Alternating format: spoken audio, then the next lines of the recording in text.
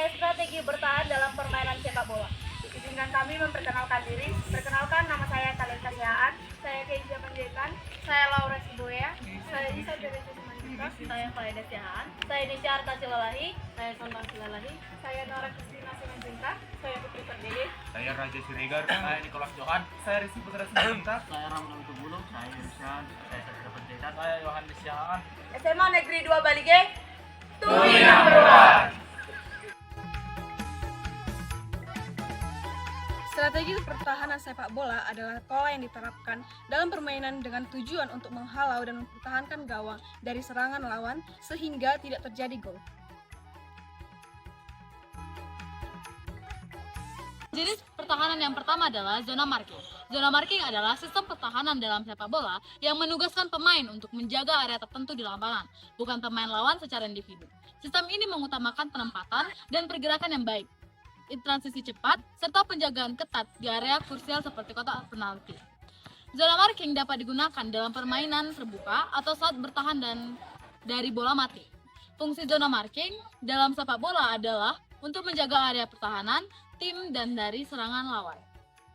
Dalam zona marking, yang pertama penentuan zona dan tugas. Pelatih menentukan area lapangan yang menjadi tanggung jawab setiap pemain.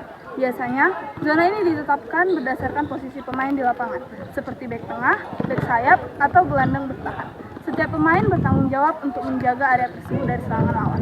Yang kedua, pemahaman dan penguasaan zona.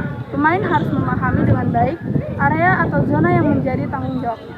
Yang ketiga adalah koordinasi dan komunikasi. Zona marking memerlukan koordinasi tim yang baik. Pemain harus selalu berkomunikasi untuk memastikan tidak ada zona yang kosong dan setiap pemain lawan yang masuk ke zona mereka harus dijaga. Yang keempat adalah pergerakan dan transisi. Pemain harus terus bergerak mengikuti alur permainan dan transisi dengan cepat saat lawan mengubah arah serangan. Yang kelima, pengalian penjagaan. Jika seorang pemain lawan berpindah dari satu zona ke zona lain, pemain bertahan harus mengalihkan penjagaan kepada rekan satu tim yang berada di zona tersebut. Yang keenam, mengantisipasi pergerakan lawan dari bola. Pemain harus selalu waspada terhadap pergerakan lawan dan pergerakan bola. Mereka harus bisa membaca situasi dan mengambil keputusan yang tepat, seperti kapan harus maju untuk melakukan intercepsi atau mundur untuk menjaga ruang. Dan yang terakhir adalah penekanan saat bola masuk zona. Ketika bola masuk zona, seorang pemain tersebut harus segera menekan pemain lawan yang menguasai bola. Tujuannya adalah untuk mengurangi waktu dan ruang bagi lawan untuk melakukan aksi, seperti operan, tembakan, atau dribble.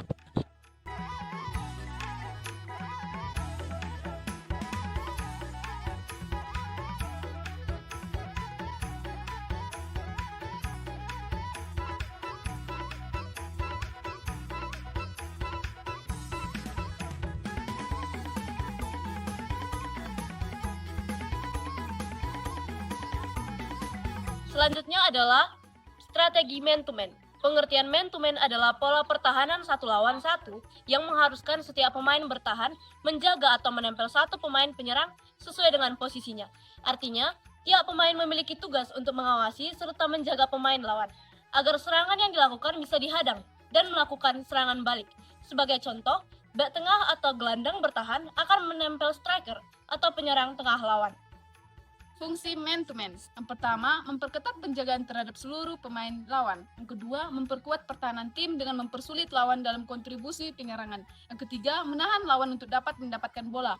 Yang keempat, bila tetap dipertahankan, dapat membuat musuh kelelahan dan membuang bola yang memberikan tim sebuah keuntungan. Tahapan dalam melakukan strategi man-to-man. Yang pertama, identifikasi pemain kunci lawan. Tentukan pemain lawan yang perlu dijaga ketat berdasarkan ancamannya. Yang kedua, penugasan pemain. Setiap pemain bertugas untuk mengikuti pergerakan pemain lawan tertentu. Yang ketiga, komunikasi dan koordinasi.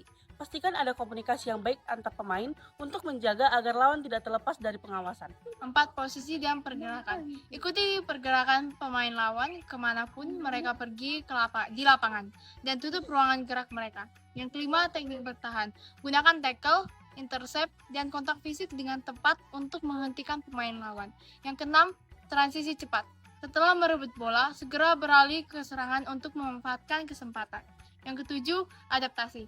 Siap untuk menyesuaikan penugasan jika ada perubahan taktik atau pemain dari tim lawan.